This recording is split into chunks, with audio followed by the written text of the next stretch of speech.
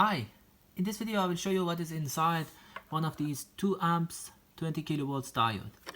So I'm going to cut the plastic container, remove the main part, and then I'll put this one inside this bottle filled with acetone.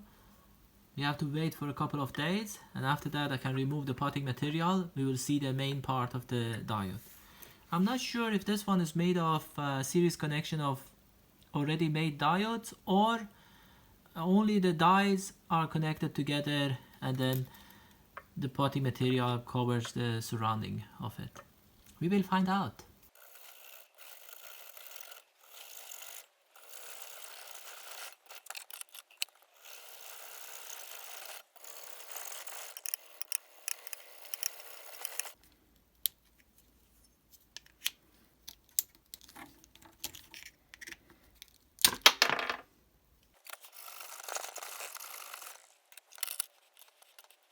Alright, I have removed the plastic cover from this diode.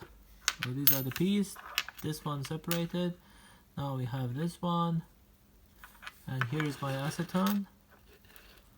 Going to put it inside acetone and leave it.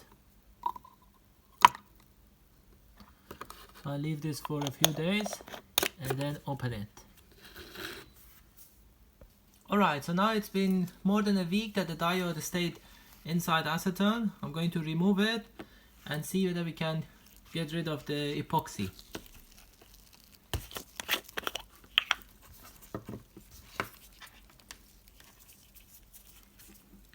Okay, come out, baby.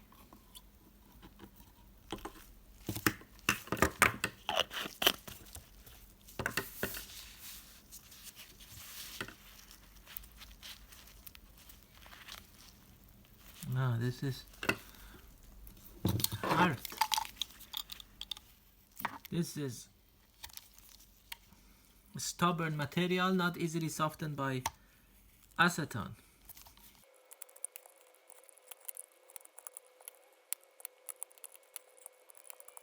I think I need to leave it more inside acetone. It seems that the penetration of acetone through this happens at a very low speed. Like acetone.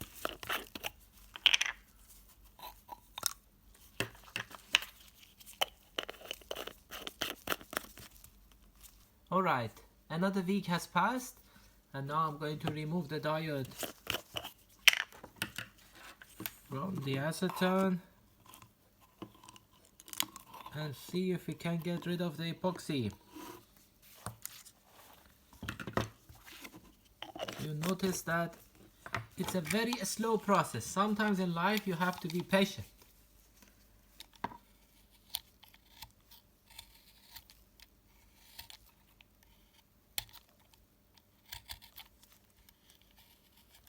This epoxy is not very easy to remove. Does not get softened very quickly.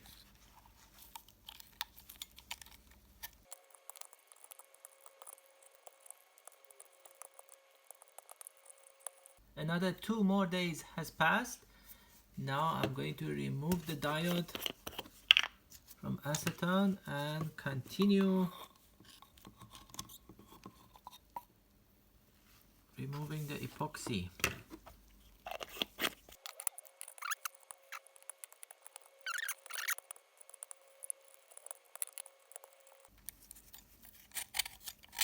This removal requires many days of work.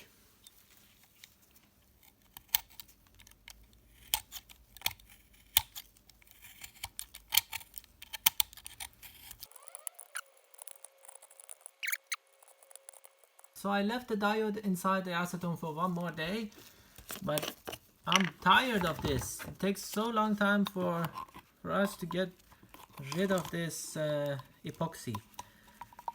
So off the camera I have tried something else, and I'm going to show you what I did. So basically it's very difficult to remove it. Let's say when we leave it under acetone, it takes some time to soften. But what I found out is that if we heat the epoxy, it becomes very fragile, and then we can cut this. So this is what I'm going to show you, and then I'm going to clean this off the camera and show you the final product. So for example, here I'm going to heat this part. Let me capture it.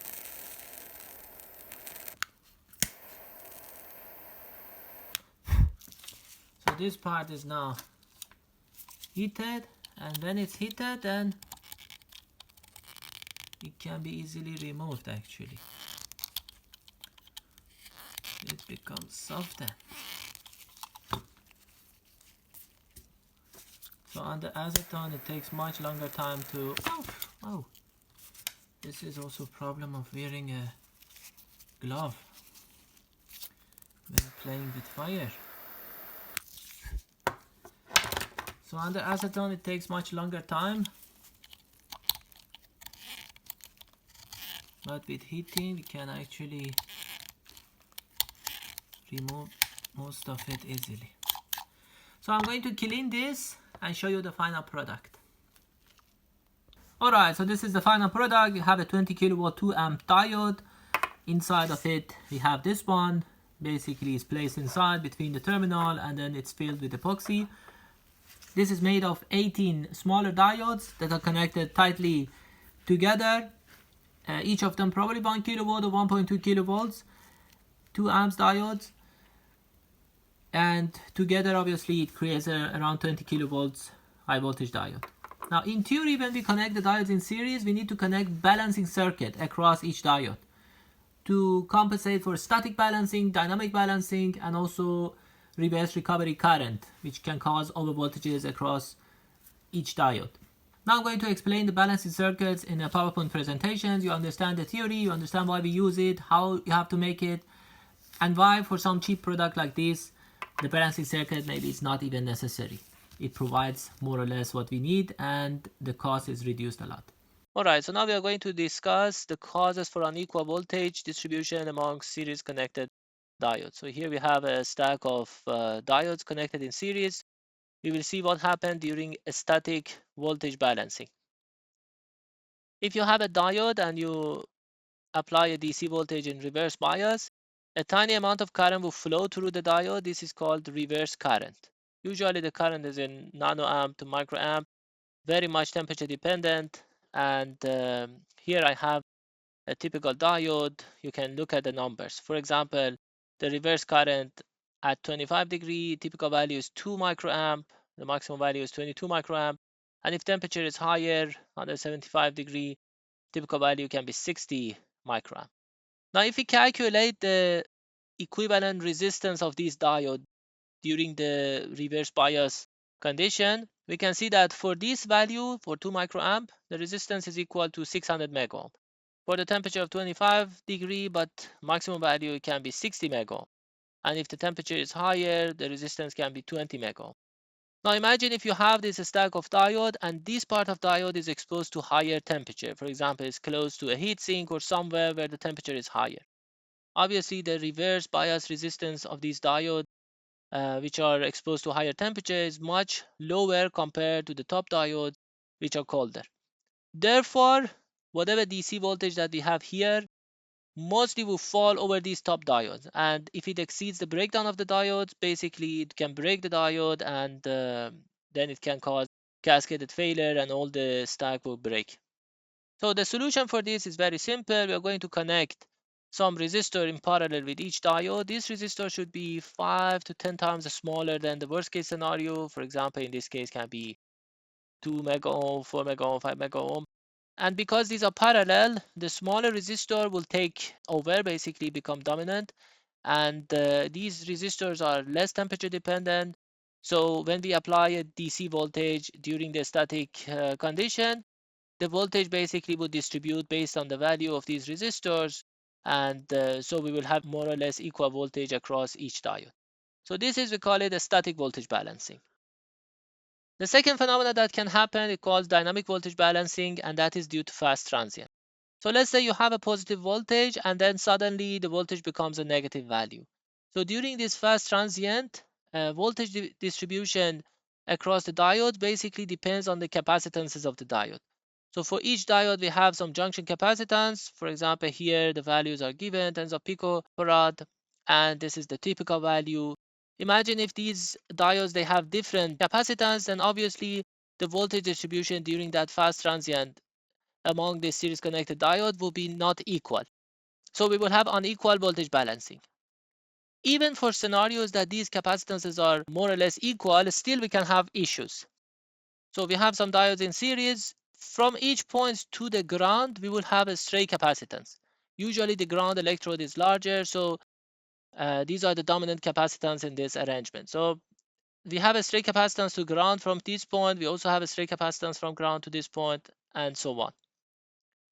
Now, even if the junction capacitance are equal, for example, a current comes here from high voltage, there will be a voltage drop across this diode, but then some of the current will go through the ground and less current will flow through the next diode, which means the voltage that is across the next diode is lesser compared to the first one. Again, some of the current will be lost, so voltage across the next diode will be even lesser, and so on. So we will have nonlinear voltage distribution among the series connected diodes. And obviously, if this voltage is exceeding the breakdown voltage of the diode, it can break the first one, and then we can have cascaded failure. Obviously, there are some solutions. We can enlarge the high voltage electrode. In this case, we also create a stray capacitance to the high voltage. So whatever current that is lost through the stray capacitance to ground can be compensated by this stray capacitance, so current can be added here, whatever that is lost here. And then same for this one. So whatever the current that comes through this, of course, some of it is lost, but some extra current will come here. So the current that goes through the next diode will be equal to the previous one, and so on. So basically, by adjusting the shape of the electrodes, we can compensate for these stray capacitance effects and achieve the equal voltage balancing. But in many cases, this is difficult because normally ground electrode is much larger than the high voltage electrode. Therefore, we will have this unbalanced voltage distribution. So the solution again is pretty simple. We can connect the capacitor in parallel with the diode. These capacitance should be 10 times larger than the junction capacitance of the diode. And basically, in this case, the parallel capacitor, the larger one will take over. And since all of them are equal, we will have equal voltage distribution during the fast transient. Of course, you don't want to directly connect the capacitor here because it can cause oscillation with the stray inductance of the circuit. And also we can have very high spike of current through this capacitor. So we add some resistor in series with each capacitor to damp the oscillation and also limit the peak of the current that flows through this. So this is our CS number, which we can put parallel to each diode, and then we have dynamic voltage balancing for fast transient. This is the second scenario. So far we discussed about the static voltage balancing. We have dynamic voltage balancing. Also, temperature gradient can cause a lot of static voltage balancing problems, but by selecting parallel resistor, we can also solve that problem. All right, so the third cause of issues for series connected diodes is dynamic voltage balancing due to reverse recovery current. Let's say we have a number of diodes. They are biased in forward direction, and basically the current is flowing. Look at one of them right now. Here, the voltage is positive, we have the forward current. If the voltage goes to zero or it goes to negative value, of course we expect that the forward current goes to zero and the diode stop conducting.